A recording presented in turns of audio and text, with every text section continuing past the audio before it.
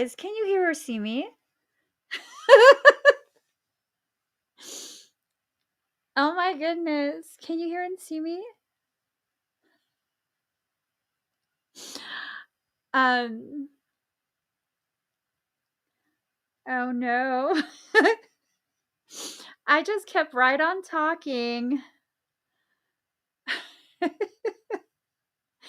Okay, hold on. It's gonna load. Give me 1 second. There. You guys, I have been talking this whole time, and I don't know if you guys got any of it. All right, so let me go ahead and restart this whole thing, okay? Let me go ahead and restart this whole thing. I'm like, why are they talking about the weather in the comments like nonstop? All right, so let me just rewind the whole damn thing. You guys, my electronics are being so heavily tampered with. It is ridiculous, okay? Like, it's ridiculous. First and foremost, if you are part of my Patreon membership, they blocked me from making any posts on Patreon. I'd been trying for about 30 minutes or so to kind of give you guys the link for the exclusive live stream after this, which members, you definitely don't want to miss that. We're going to be talking about some pretty intense things, okay? Secondly, I had literally been talking for like 10 minutes. Like I was intense. I was focused. And then nothing. That's okay. That's okay.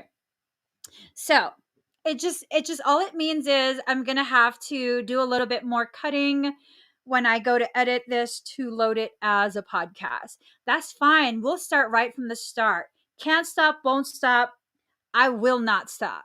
So, as I was saying, welcome to the 5th installment of the Soul Sanctuary podcast.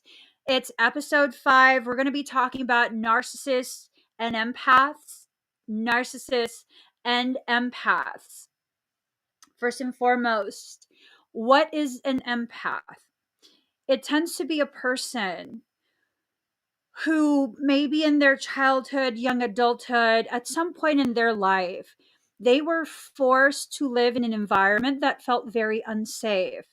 And in order to survive that environment, they had to learn to develop an ability to read energy, read mood, read behaviors, all of that. Okay. That's what causes an empath to develop typically. Empathy, being an empath, that's not some sort of superpower. That's not like evidence of your superiority over someone else.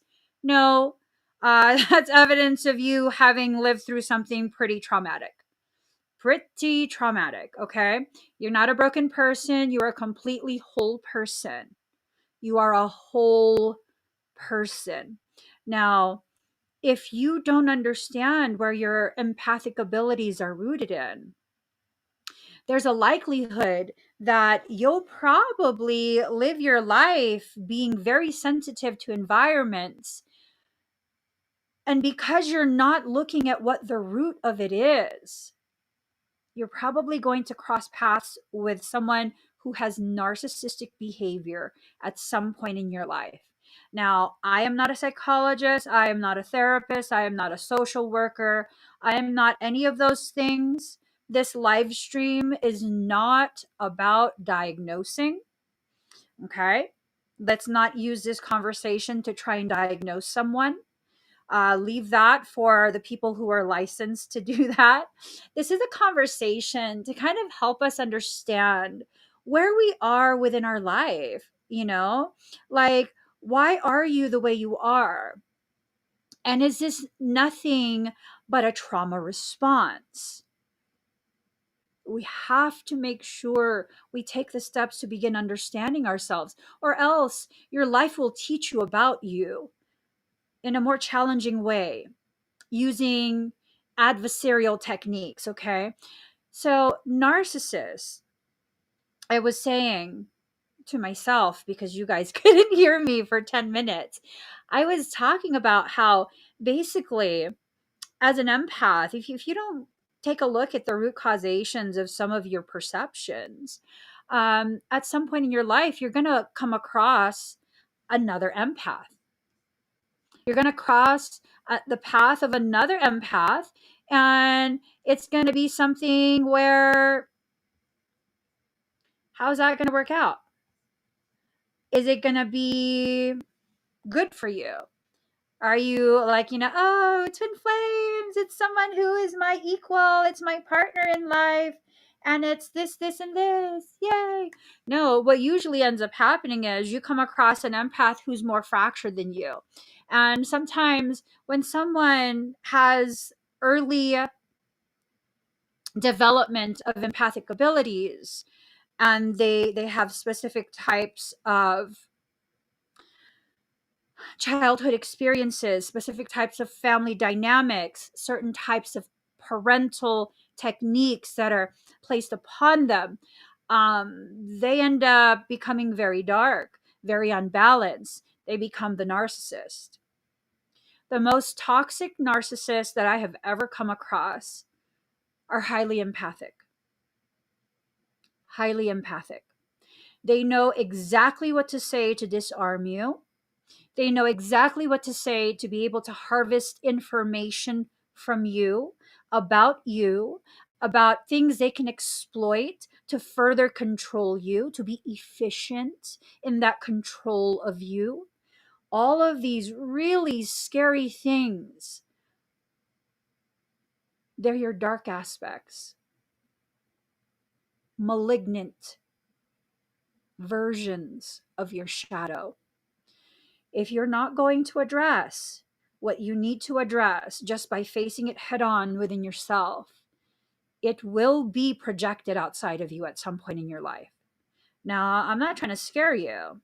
I'm being extremely honest with you. Extremely honest, to the degree that the audio and video was removed for the first 10 minutes. Because I tell you, the stuff that was coming out of me in the first 10 minutes was profound. It was profound, okay? But that opportunity to hear that is gone. So, really quick, what's our definition of narcissism? Because that word gets thrown around so much, like so much. It totally gets tossed around, and I don't know if people really know what narcissism is. Let's define it. In psychology, it's defined as selfishness involving a sense of entitlement, a lack of empathy, and a need for admiration as characterizing a personality type.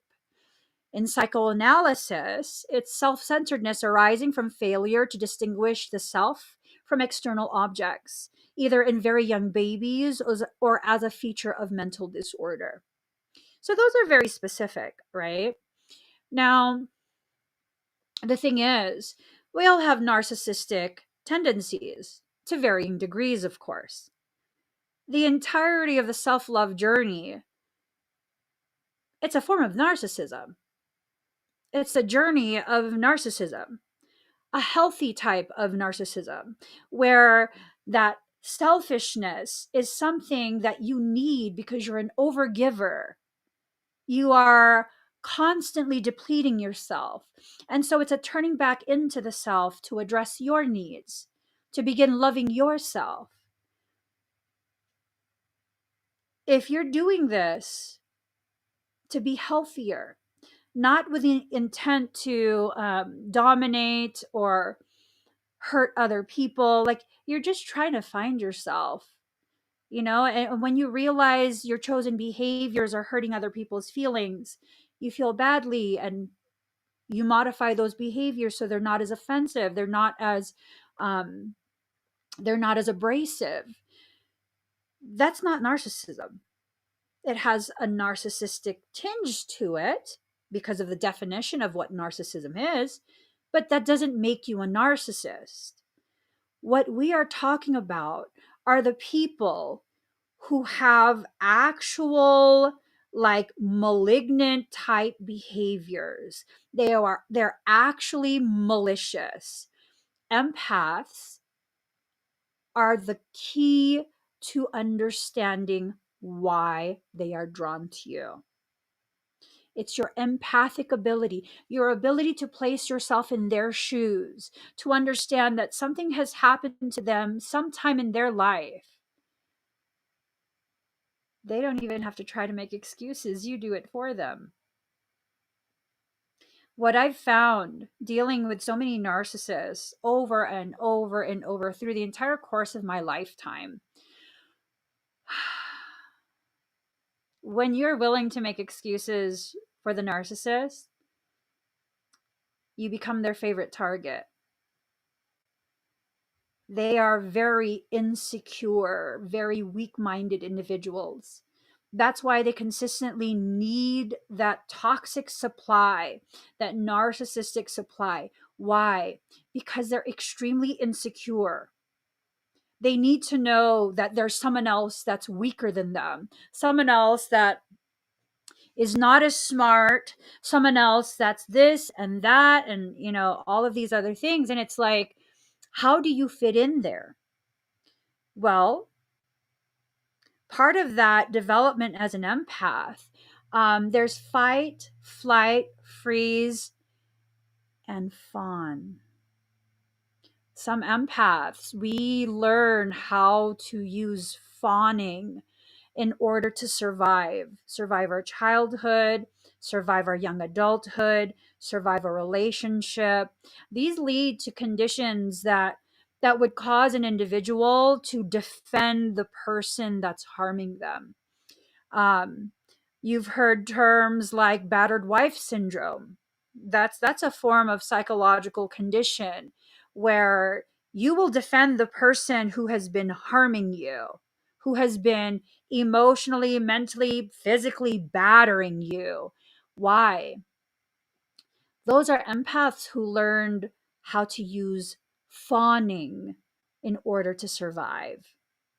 Okay. Now, these are just my observations as a human being capable of logical deduction. I'm not having some sort of like um, psychology classroom here. No, these are things that I notice.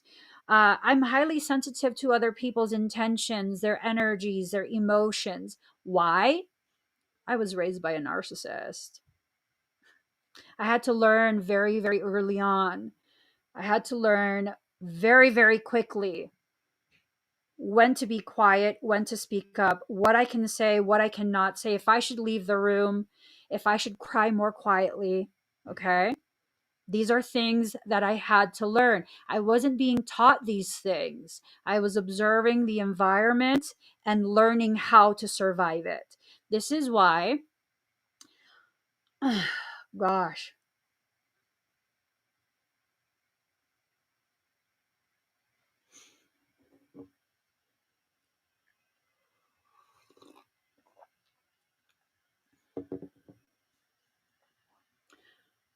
oh, wow.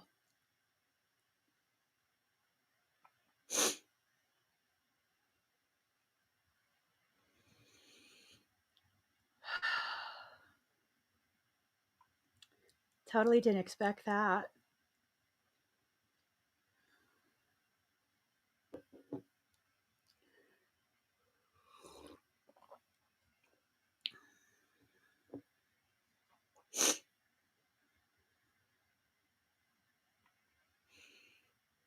I'm sorry.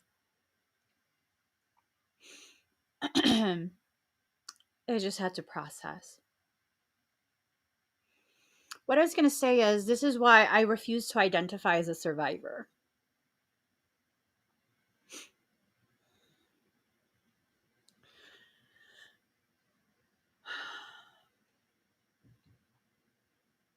It's a refusal to continue to exist in the same mental environment.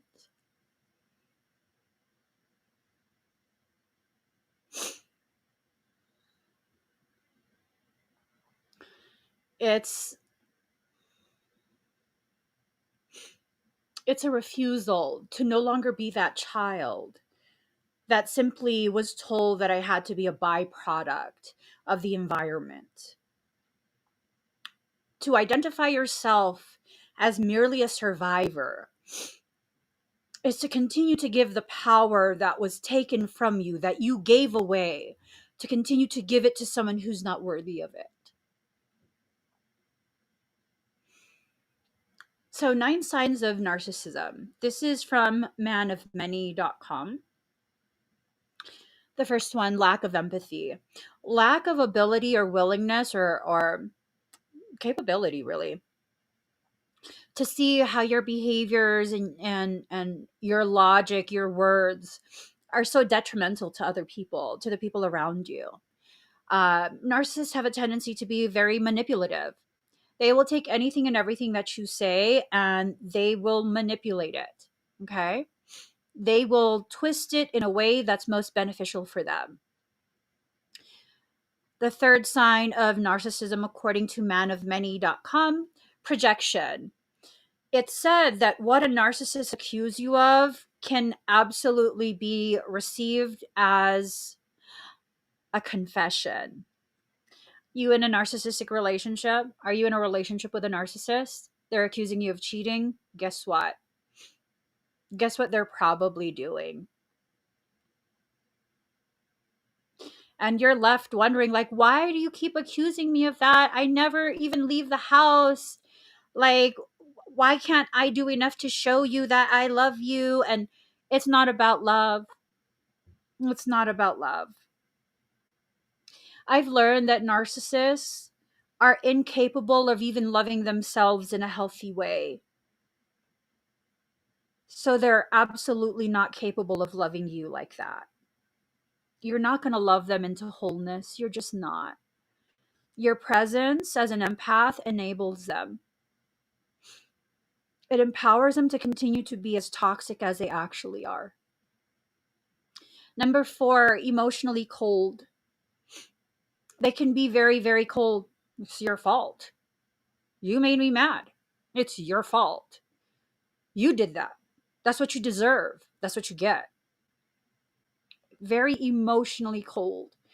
And don't get it twisted. They know how to love bomb. Love bombing, hoovering, all sorts of different terms that you can find online, and they have this way of knowing exactly which of your love buttons to push, the type of love language to use in order to get you back into their grasp. They don't actually believe you deserve that love. I have someone, I won't say who it is, but I remember at one point this other person had come into some money. And I was having conflict with this other person, and I didn't want anything to do with them. And this person, this other individual who I believe is a narcissist, they privately contacted me and they're like, "You're being so stupid. Just play along. Tell them what they want to hear. They just won a freaking lawsuit." What? Yeah. And they absolutely saw nothing wrong with saying this to me. That goes against everything that I am. This concept of just play along for a payout. Like, honey, I'll earn my own money. I don't need a payout. I'm not going to play along. I'm not going to tell you what you want to hear just so that I can get what I want from you. That is classic narcissistic behavior. Classic narcissistic behavior. How many people do you know that have no problem doing that type of thing where it's like, whatever I need to do to get on your good side so that I can get the benefits that I believe you can provide me, I'm going to do it. That's not a healthy type of behavior. It's just not. So number 5, gaslighting. I mean, this is like the word of the day right now. Gaslighting this, gaslighting that. Do we even know what gaslighting is? Do we even understand the whole reality of what gaslighting is? Someone doesn't agree with you, they're gaslighting you. Someone has a different point of view, they're narcissists. I mean, you guys, we can't just keep throwing these types of words around. Gaslighting comes from this movie. I forget the name of the movie, but this woman was in like a very not good, very unhealthy relationship.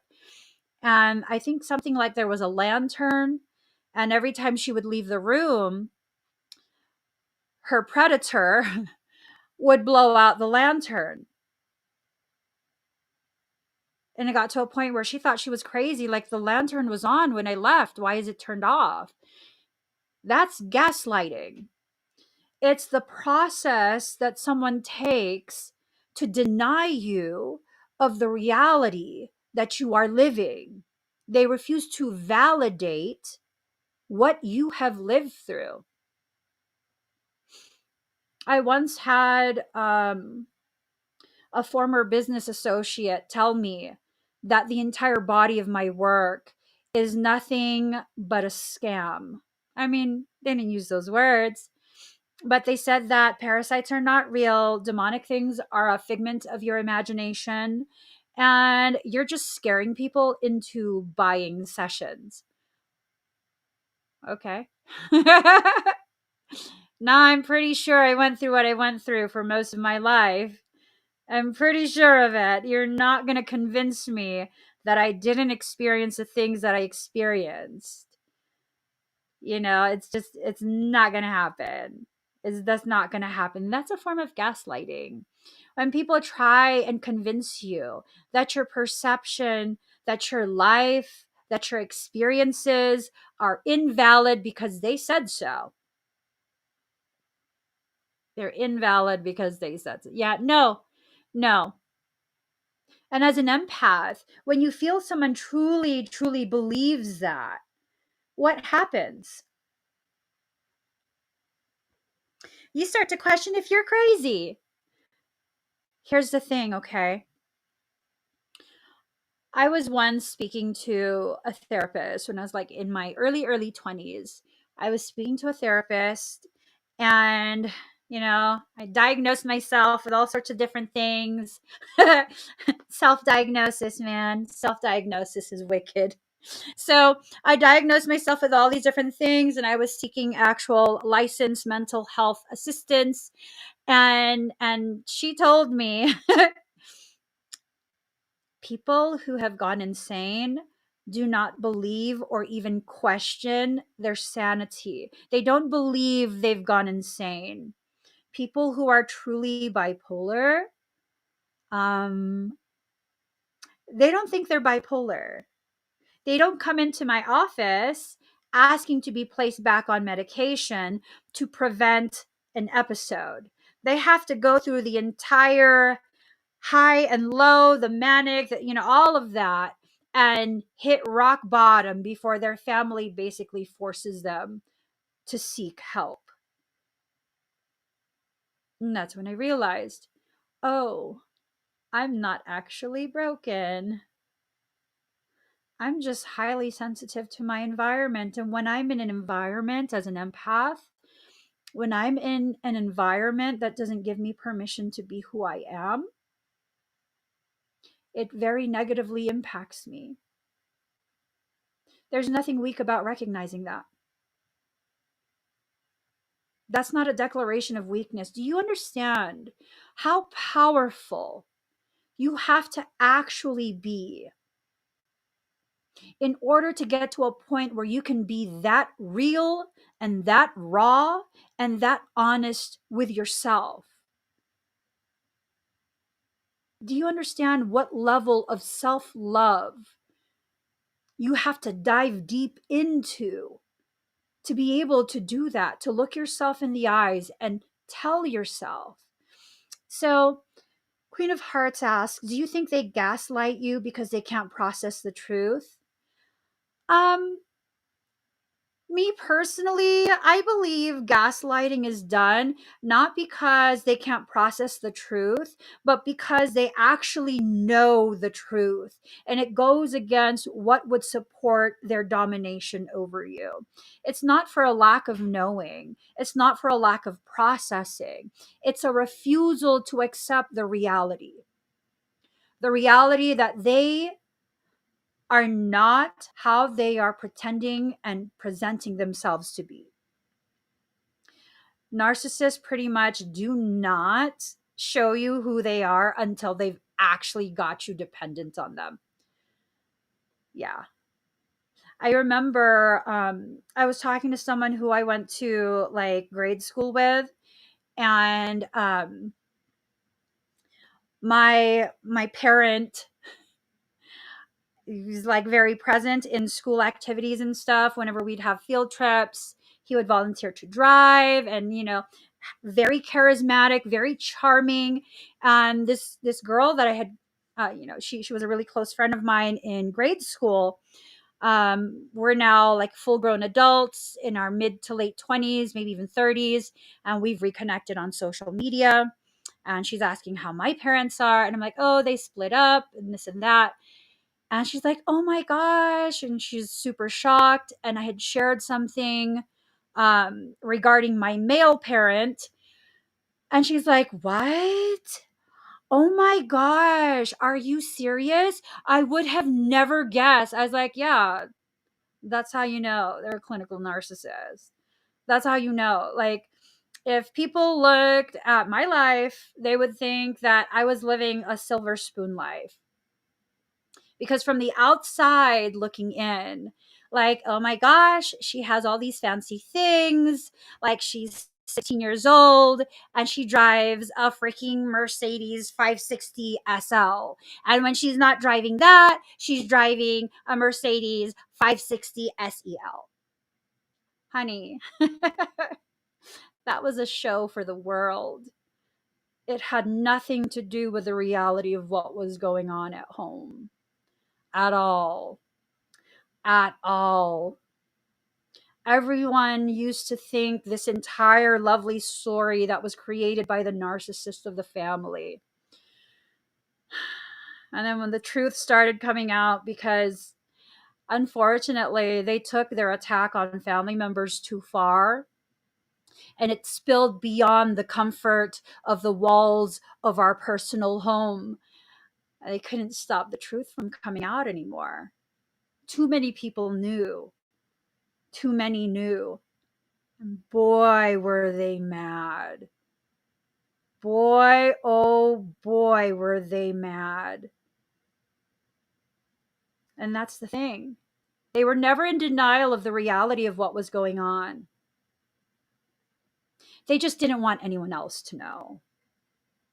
They didn't want anyone else to know the reality of who they are, how they are, what they do, why they do, with who they do. I mean, they should just be like fictional authors, you know what I mean? They're really good at that. Narcissists are really, really good at that. And here's the thing, who loves a good story? Who loves to romanticize the potentiality? The empath, the unbalanced empath, the one who's been so caught up in the feeling of things, nothing but feeling, nothing but feeling, nothing but feeling, so drunk off the feelings, to the point that when you realize you've become drunk off feelings and now you're trying to sober up with logic, they'll start to spike your water with vodka. At that point, you can't taste that your water's been spiked, right? Right? You can't taste it. After you've drunk, a certain amount of alcohol, you can't taste alcohol anymore. You just can't. After you've drank from their cup of lies for so long, it's hard. It's hard to gain sobriety from that type of extremely intoxicating type of situation. So, sign number 6, they never take responsibility. They never take responsibility for what they do, situations they create. They never do. Never. Never. Ever. Yeah. If you're waiting for an apology, you're not going to get one unless they've devised a way to benefit from that. It's never an apology just because you deserve an apology. So just know that, okay? Just know that. This is why I have very strict beliefs regarding the forgiveness program. I believe that's a program that further enslaves you, further causes you to continue to participate in situations and cycles that you'll really never be free from. Ever. Ever. Do you need to forgive? Do they need forgiveness? Or do you need to just learn what you learned and move forward? So, number 7, controlling. I've never met a narcissist who wasn't ridiculously needing to control things. And they might not, make it obvious to other people, but yeah, control. Um, they have issues with grandiosity.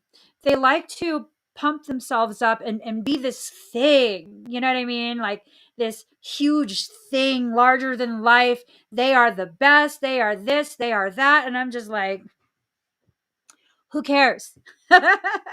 Who cares? I don't care what you've achieved. Are you a good person? I don't care what tax bracket you're in. Are you a good person? Can I trust you? Can I feel safe around you? Number 9, infidelity. I have never experienced a narcissistic relationship, like, someone's coming to me for advice or assistance regarding narcissistic relationships. I have never encountered a narcissistic relationship that did not involve infidelity on the part of the narcissist. I've never witnessed it. There is always infidelity involved. Given enough time, yes, there's always infidelity involved.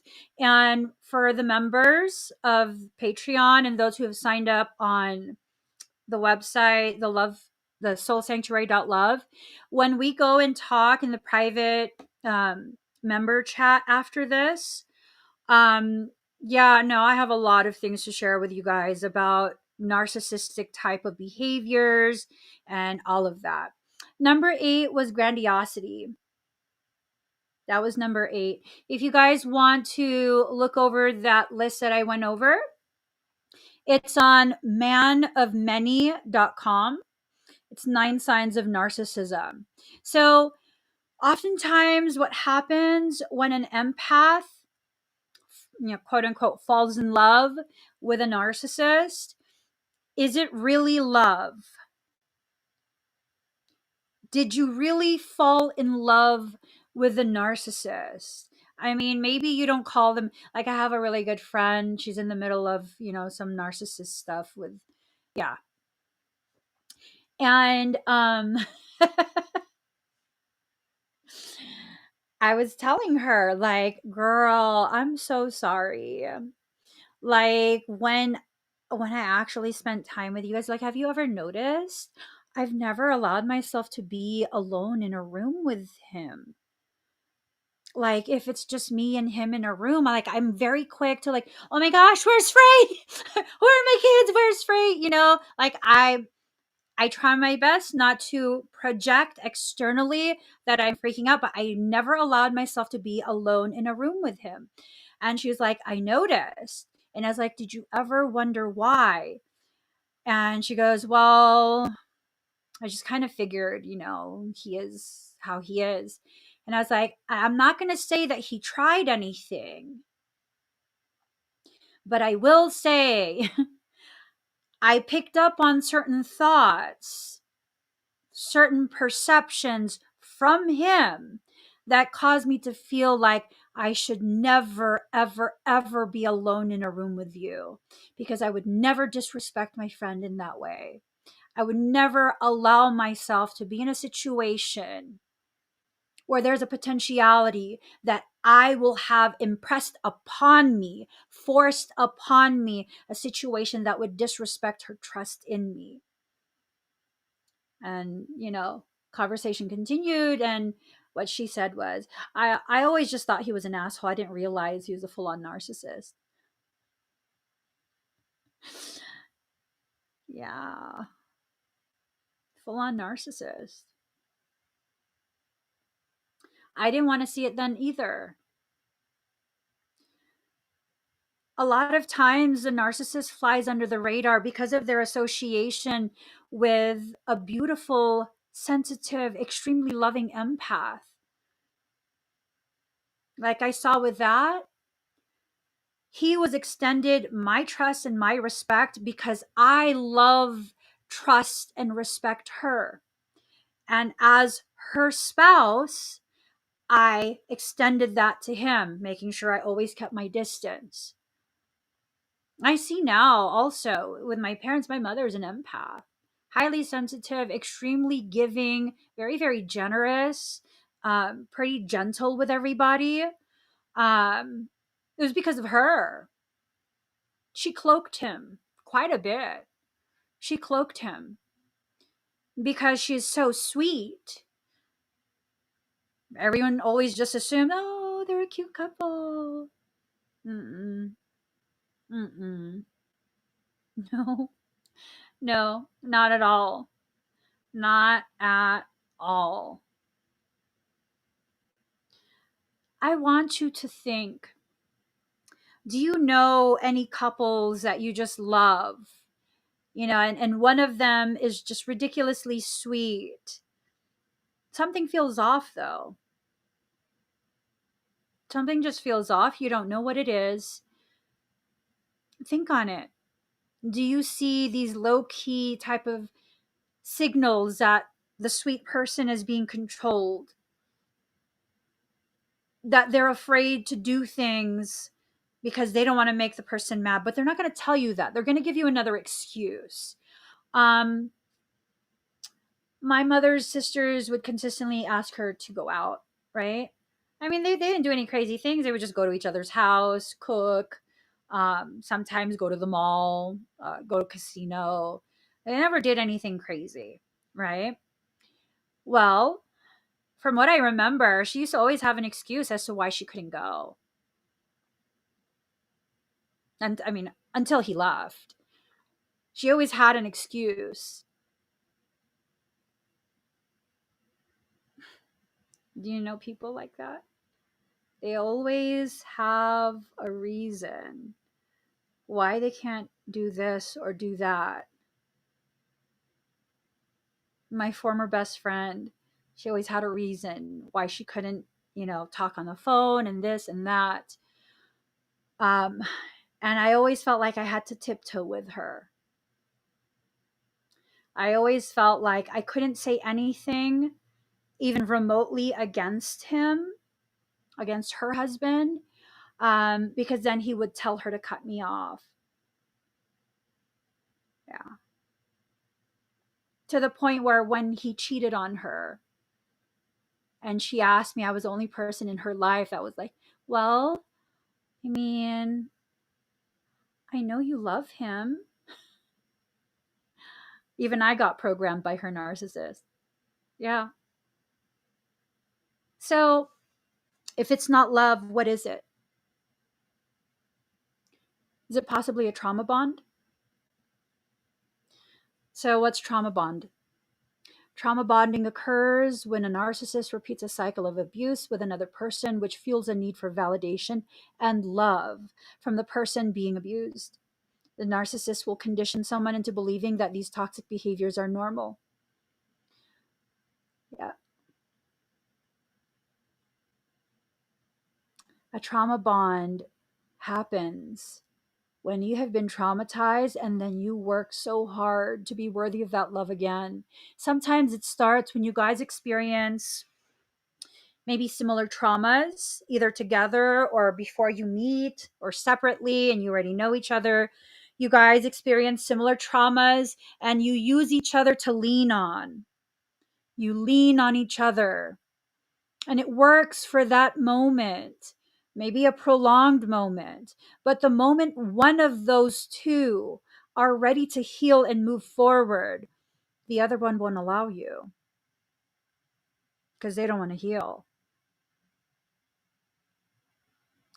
So, signs of a trauma bond: looking past red flags for the allure of the honeymoon phase.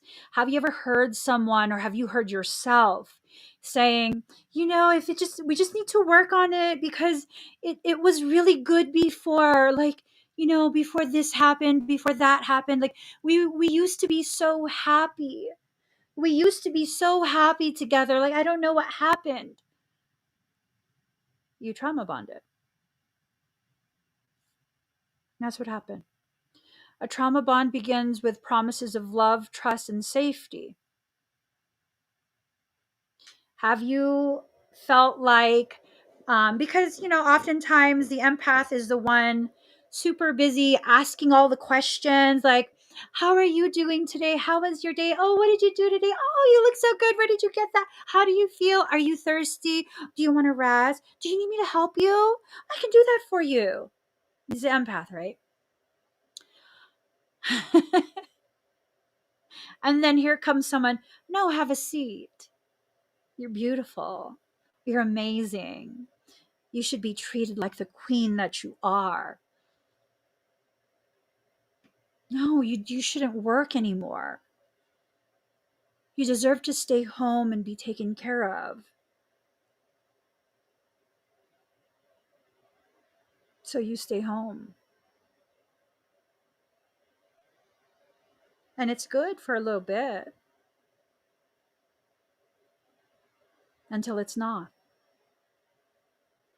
And then it becomes this: you spend too much money, like you are spending way too much. What are you thinking? Like, I'm the only one working here. You're so ungrateful. Like, I'm stressed out because of you. All of these different things. And you weren't even doing anything. You didn't overspend. Like, they said you could get this and you could get that, and then you did. And now it's your fault because you keep spending, because you're not working, because you're being lazy. And no matter how much you clean and do and all of that, it's just not enough. The honeymoon is done. Now it's the reality of what you've gotten yourself into because you didn't allow yourself to recognize those red flags. How many of us have experienced that? Ooh. Oh my gosh. Okay, so first, I see Ocean Lover wrote, I salute everyone who has broken and is working to break the chains in their line. Yes, that's a very difficult thing to do, but it's not impossible. Keep going, keep doing. And then Queen of Hearts says, now I'm beginning to see the severity of damage from my ex. Being a narcissist and Pisces, he's a whole nother level of manipulation. I'm telling you, when a narcissist is highly empathic, because there's various degrees of empathy, right? When that narcissist is an extremely sensitive empath, oh my God, the level of destruction that they could cause. Like, whoa. Whoa. Oh my gosh. Oh my gosh. Oh my gosh. So the next sign of trauma bond, you feel drained and avoid open communication because open communication is open season. Any communication becomes very quickly a way for them to go ahead and further attack you, further degrade you, further gaslight you. Now, people might be like, oh my gosh, you're so pessimistic. You're just so negative. Not everything is like that. I'm not talking about everything. See, that's the thing. Um, I'm talking about a specific type of connection, a connection established between a narcissist and an empath. You don't get to come here with your loud thoughts and try and gaslight me into thinking what I've witnessed through my entire lifetime, not just as a child of a narcissist, but as a woman who's had narcissists come and try and prey on me, as a woman who has had other friends, both male and female, who have had to deal with narcissists. You don't get to push your narcissistic agenda here because I'm not an unbalanced empath. I might sometimes present myself to be, but that's not accurate. It's a buffer zone. I've learned when I diminish the actual truth of how powerful and balanced I actually am, I draw less narcissists to me. See, here's the thing. When a narcissist sees an empath that's ridiculously powerful, that's so delicious to a narcissist because they see, ooh, you have power. If I can dominate you, that means I'm more powerful. How about this? See me as airheaded, dismiss me, disregard me. I really don't care because I didn't need your validation. I really don't care. So I'm going to let you think that of me. It's a way to protect myself.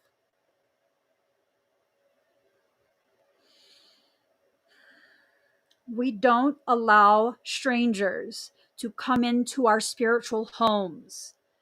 The mind and the heart is where you live spiritually. We don't allow them to come into our spiritual homes and have their way with us. It's okay for you to say no. It's okay for you to find your voice, know your voice, and use it. It's okay to. But people will be mad. Let them. As a matter of fact, why are you not mad? Why have you convinced yourself that you don't have a right to be mad? That you don't have a right to have a healthy response, a healthy reaction to that type of injustice? And that was the thing. That was the thing. That's what I was taught. That I don't have a right to be powerful or outspoken. That I need to be quiet. That I can't be who I am. And that's the next one. Sign of a trauma bond. You don't feel like yourself and you keep secrets. You can't be who you are. You can't be who you are. You consistently have to be ashamed for who you are. You can't share anything, not even the good things. You can't share what you just accomplished. You can't. You can't. It's not like you can't.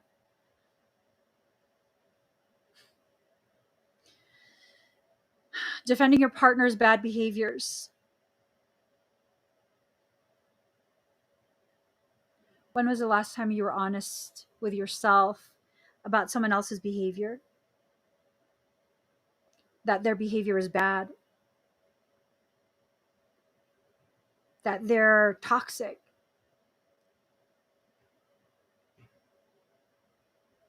When was the last time? I know you're an empath. If you're here, you're drawn to me because you probably feel my energy. You're probably an empath. There's resonance. Why is there resonance? A reflection of you.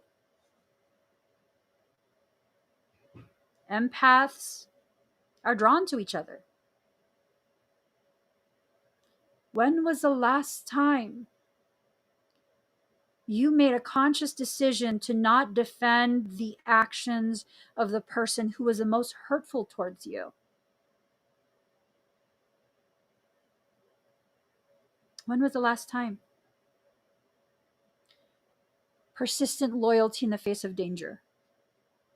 That's the next sign of a trauma bond. Persistent loyalty in the face of danger.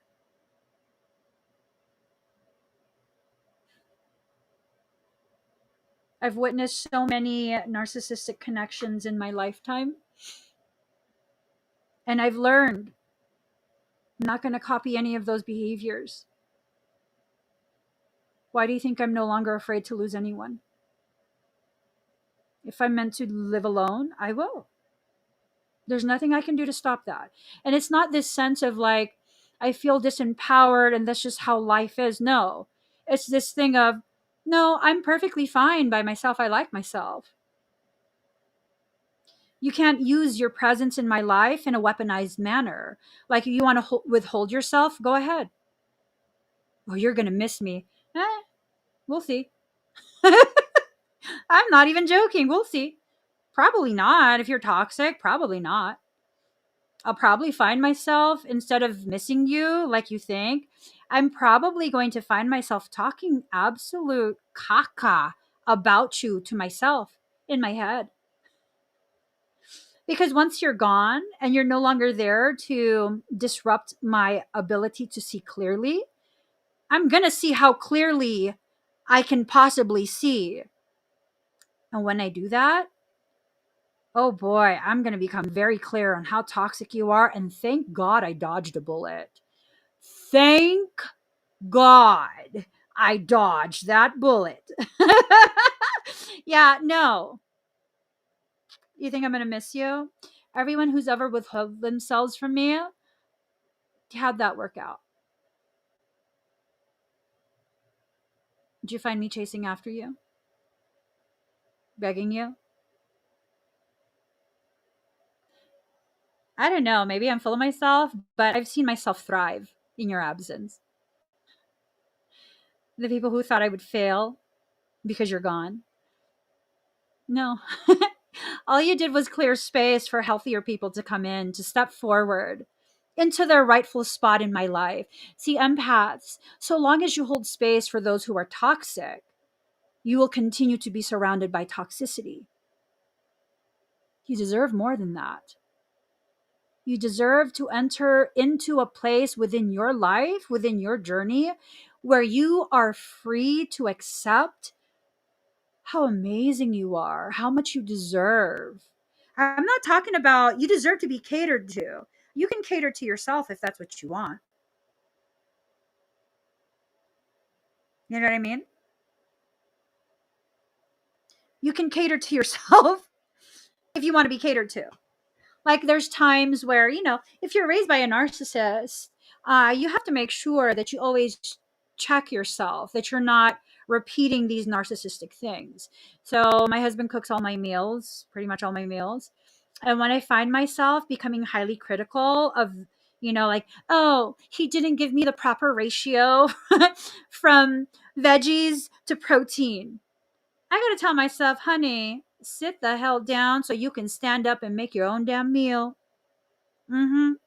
Sit down, take a couple breaths, sip some water, get your butt in the kitchen and make your own food. You want it to be a specific ratio? You can't find gratitude in your heart? No, you're not going there. You're not going to become the very person that you never want to be. Get up and make your own food.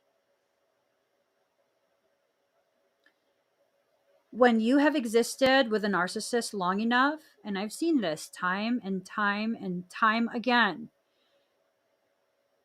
sometimes the narcissist will be able to break you down in such a way that their characteristics can be better assimilated into you and your truth.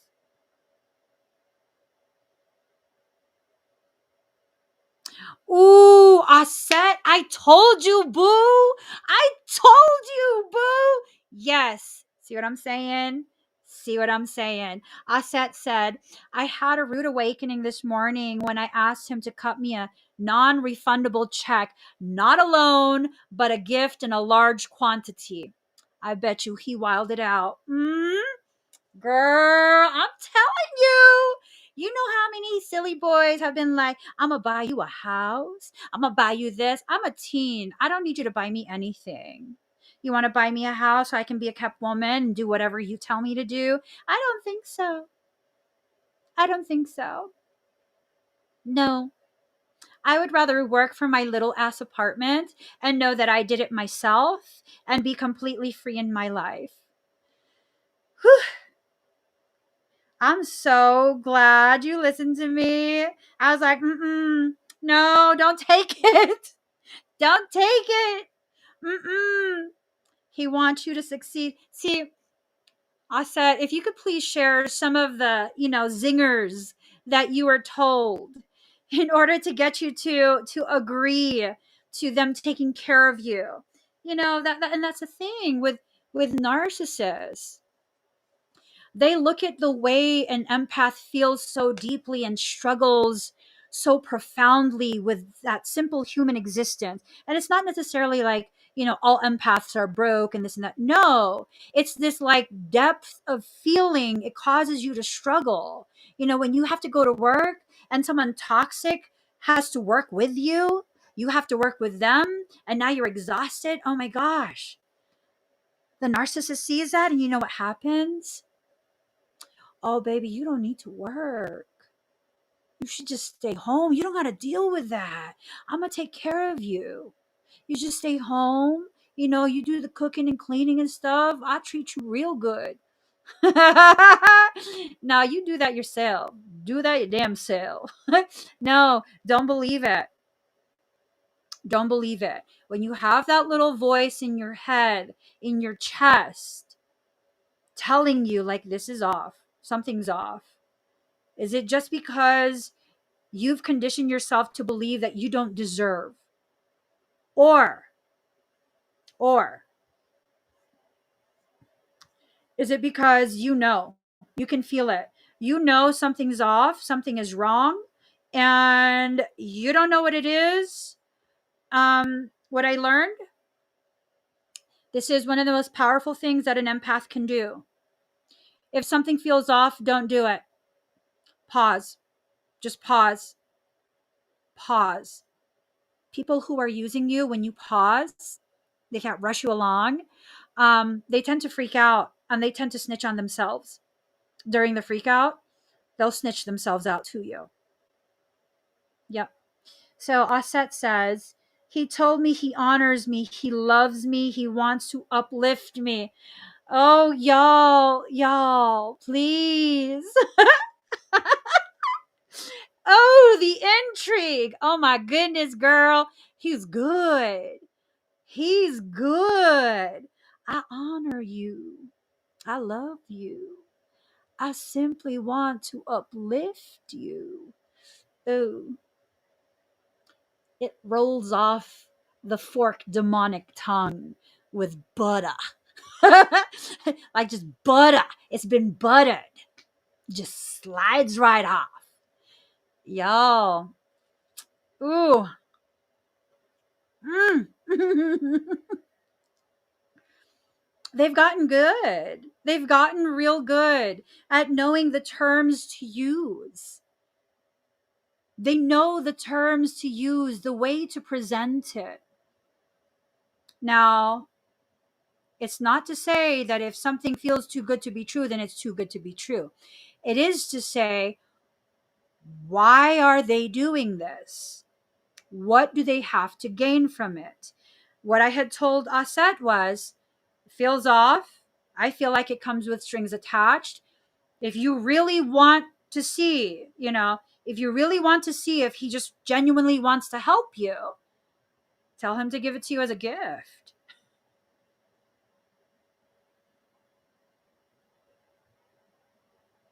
Girl, he thought you wasn't smart or something. He thought. He wasn't in it for the long haul. Yeah, you guys also got to be careful because there are narcissists who they're doing the long haul.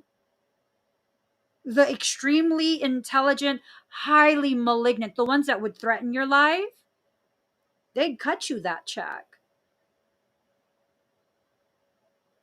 They would read you and know it was a test, and they would cut you that. I give you half right now. You know, I got, some of my money's tied up right now. I'll cut you half, okay? I just want to take care of you, baby. He wasn't smart enough. You outsmarted him. You got to be really careful with the ones that are smart enough to be like, I'll cut you a check. It's a down payment. I'll cut you a check. I will. I'll give you half right now. I don't have the whole thing right now. I'll give you the other half, a little bit. And then after that, after they give you that half, they've passed the test. They've passed the test. So now your guard's all the way down. And now they really can have their way with you. Those types of narcissists are not as common. That takes extreme levels of empathic sensitivity, ability to scan, assess, follow the strings for specific outcomes. That takes intelligence. Luckily for you, he wasn't as intelligent as he needed to be to get over on you. Man, oh man.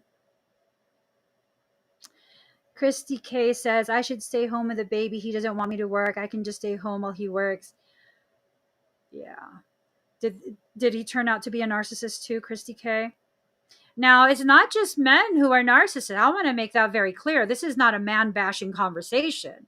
This is a narcissistic behavior bashing conversation. Hell yeah, that behavior needs to be bashed. I'm not talking about people or canceling people. I'm talking about behaviors. We cannot allow that kind of caca to be normalized. No. Oh, hell no. I don't think so. Making me get all squeaky voice. I'm just saying. It's not okay. It's not okay. It's not okay. It's just not. There's been times where I've said to my husband, like, hey, that's like a narcissistic behavior. And he's like, you're telling me I'm a narcissist? I'm like, no, you're not a narcissist. But if you keep acting like that, it's going to seem like you are. It's not anything bad, but I'm just so hypersensitive to it that I'm just like, no, uh-uh. We not doing none of that. No. So Christy K says, yes, and he told me watching a couple babies isn't hard work at all. Oh, oh my God. Are you kidding me? Are you kidding me? Watch it. I'm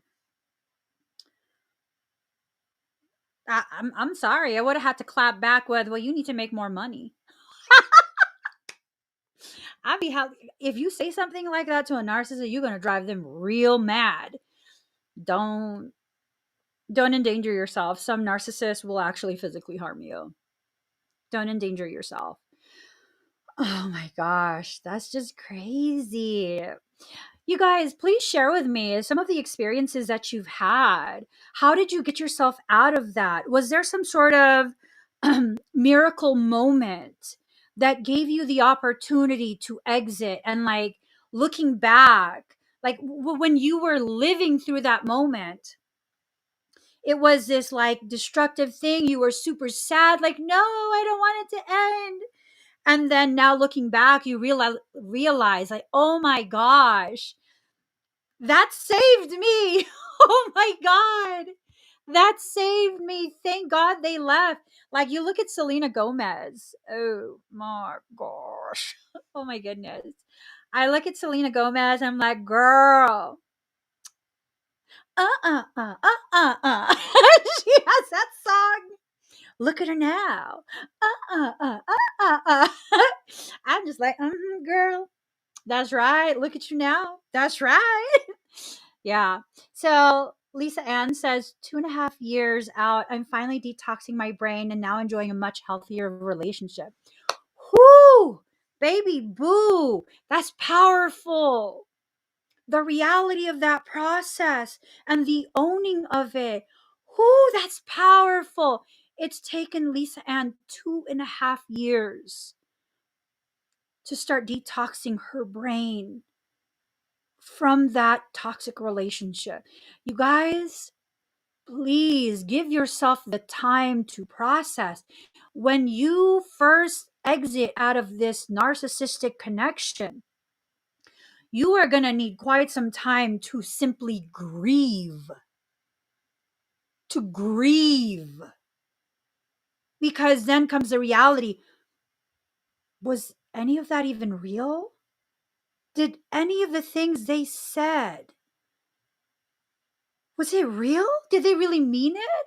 Did they really love me? And it's going to take you a long time. It's going to take you a very long time. And then after that, that's when you begin to like, okay, wait, hold up. How did this affect me? Well, wait. I'm not supposed to be this way. I need to go beyond this. I need to heal beyond this and develop my sense of self once again. I need to heal and all these really, really beautiful things, really powerful things. Lisa Ann says, I honestly feel God intervened and gradually led me to the truth. You were definitely part of the process. Oh, thank you. Thank you. Thank you for that. There's times where when you're actually ready, when you are ready, you'll be led to people who will help you to find the courage to seek more of your truth, to see more clearly what you actually lived through. Because, even if you didn't tell me a lot of what happened, I think the main thing was just knowing that there's people out there who see, who see clearly, like, okay, this person is blunt AF and they don't think I'm a bad person because you're not. You're not. You might have been through really bad things, but you're not a bad person. Record Raven says, yep, God intervened for me too. Emmie helped. Oh, you guys, I don't even know how I'm helping. That's the thing. I don't know how I helped. Was it just hearing me be unapologetic about seeing things differently? Was it from sharing things that have happened in my life? I mean, I have no idea, but I'm honored. I'm definitely honored. um, Moonrock says, yes, I remember before I had cut this person off, he was literally trying to tell me that I read on one of his messages the wrong way because I don't understand sarcasm. And I was like, sir, no. Okay, let me just speak on that. So I got to pull my shirt down. My shirt's lifting up. I'm so. The most recent bout with a narcissist, this individual said that I just didn't understand what they were saying, that, I was making something out of nothing and yada, yada, yada, but you stole something. You know what theft is? Do you know what theft is? When I pay for something and then you block my access to it, that's theft. You have it in your possession. That's theft. Give it back to me so I can leave you alone. You see how that works? Right. And they kept saying, like, oh, I'm just picking a fight. I need to respect them. No. You will either release that back to me, or my legal team will choke slammeth thee in letter form with legalities. Now, if you think I'm messing around, here's all the screenshots of all the things that I've paid for that legally belong to my company. There's no like, we need to get on the phone, we need to communicate, and we need to straighten this. No, there's nothing to straighten out. There's nothing to straighten out. When you've been informed that you have my company's property and you try and tell me like, no, this is not your priority right now. Um, yeah, no, that's very clear. You have no intention of amicably returning back to me what is rightfully mine. And it was an important thing. It was an important thing. So they will try and gaslight you into believing that you're the problem. You're misunderstanding things. You're overreacting. You're just being blah, blah, blah, blah, blah, blah, blah, blah, blah. And I always take it as this thing of, well, if you're going to share your feelings, let me go ahead and share mine too. Let me go ahead and share mine too. Okay, this you feel that? I'm going to tell you how I feel. Or narcissists hate it when you ignore them. Or I'm just not going to respond at all. I'm going to let it be a thing of, will I do it or will I not? Am I bluffing or am I not? The rule with me, I'm never bluffing. I'm never bluffing. Ever. Ever. Whatever I say I'm going to do, I'm going to follow through. If I tell you, if you choose path A, you are going to run full force into a knuckle sandwich, and you run down path A, you'll find out. My fist will probably be in your mouth. And I'm just going to be like, ah, what happened there? How'd that happen? You know, I mean, I'm definitely making a joke of it because like, I can't take this kind of stuff too seriously. I can't allow myself to. I just cannot allow myself to. Why? Because that's what they want. I've found narcissists want you to take them as seriously as they're trying to give themselves the gravity of. Like, no, no. You over there trying to play orca. You in a kiddie pool, baby boo. You in a kiddie pool, baby boo. Water's only up to your ankles. You're not an orca. You're a blow up toy. Narcissists don't like it when you do that kind of stuff, you know? They really, really don't. But, you know, sometimes from my personal logic, I don't know that you should apply it to your life. Sometimes I just feel like I need to burn that bridge completely down to the foundation so they can never cross over. Because you know, narcissists don't know how to swim, right? They don't. They don't. They don't know how to swim. They don't. Understand. You have a depth about you. This is why they keep trying to pull you to the surface. You have this depth, and they think that if they're seen with you, if they're associated with you, that they'll have depth too. Because how do you get that deep sea fish if you can't dive that deep? Narcissists are all about social climbing and association. You don't even have to try and drown the narcissist. They do that all on their own. They do that all on their own with all the lies that they tell. They do that all on their own. All on their own. If you want to see classic narcissistic type behavior, and this is just my personal opinion, perception, just go watch videos of commentary about Jamie Lynn Spears' book. And she says it's not about her sister, but then all her press tour is about her sister and how I need to find my voice. Honey, you've been speaking too much already. You've been speaking too much already. You know? And you can tell, like she's really convinced. She really truly believes that she's the victim there. Classic narcissistic type mindset. That's just classic. That's what I always see when it comes to narcissists and what they're doing. Classic. Classic. They're never wrong. It's always someone else. They'll lie about anything. They'll literally lie about anything. About anything. Why? Because they can. I've found that's reason enough for someone who is, more elevated in their narcissistic type behaviors. Again, we're not trying to diagnose anyone. I found that they lie just because they can. Just because they can. And with every lie that they're successful with, it gives them more encouragement and more power to lie more and lie more and lie more. They can keep lying. You don't have to be there for it. You just don't. Um,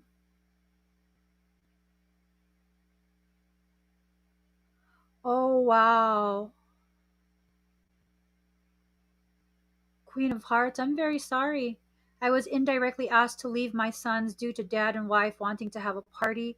All this the night before my mom passed. The reason I was there, that provoked my son to move out. Wow.